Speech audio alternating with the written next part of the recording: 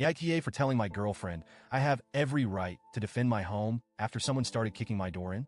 I, 27M, am in a 2-year relationship with my girlfriend, 26F.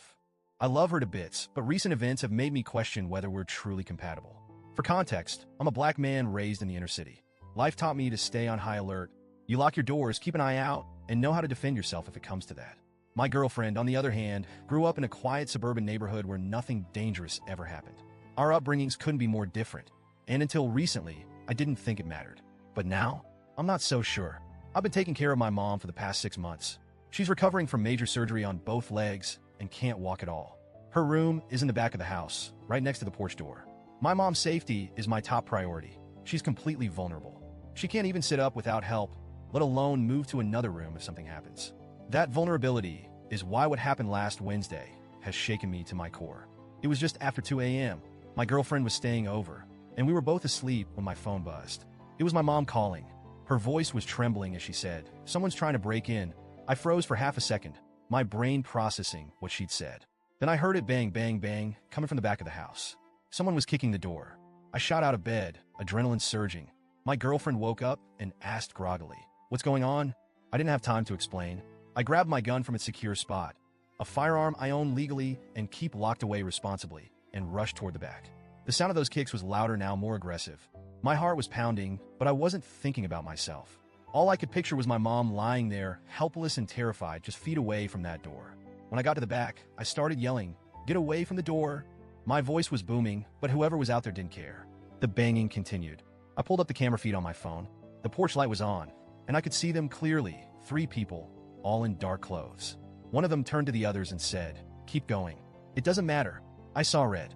My home wasn't just some random target. My family was inside. I activated the speaker on the camera and shouted, "I have a gun. It's loaded. If you kick that door one more time, I will shoot." That's when my girlfriend appeared behind me, frantic. She grabbed my arm and screamed, "No, don't shoot them. It's not worth it." Her voice was shaking, and I could feel her pulling on me, trying to distract me. But I couldn't afford to waver. The people on the porch weren't moving. They weren't scared. If anything, they seemed emboldened.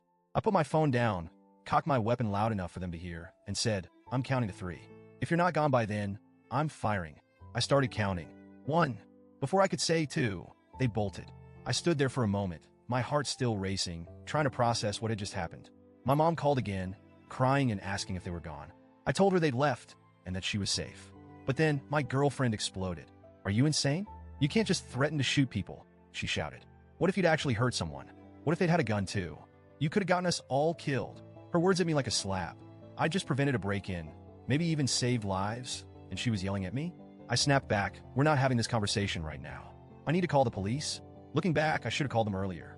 But at that moment, all I could think about was protecting my mom. The police arrived about 15 minutes later. They found shoe prints on the fence and on the back door, clear evidence of the attempted break-in. They patrolled the area, but didn't find anyone. Once the cops left, my girlfriend unleashed on me again. "I can't believe you were willing to shoot someone over a door," she said, tears streaming down her face. "It's just a door." Her words cut deep. "This isn't about the damn door," I told her. "It's about my mom lying there helpless. What if they'd gotten in? What if they'd hurt her? Or worse? I'm not going to sit back and hope for the best when my family's in danger." But she wouldn't let up. There's never a reason to hurt or kill someone. Ever. Violence isn't the answer. It just makes you as bad as them. I couldn't believe what I was hearing. The only reason you think violence isn't the answer is because you've never had to deal with real danger. You've never had to protect someone you love. That shut her up, but the damage was done. She spent the rest of the night in stony silence, and since then, she's barely spoken to me. The more I think about it, the more conflicted I feel. On one hand, I understand that my girlfriend comes from a different world. She's never had to deal with violence or crime. To her, the idea of using a gun, even as a last resort, is unthinkable.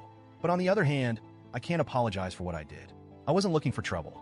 I didn't go out there hoping to hurt anyone. I just wanted to protect my home and my family.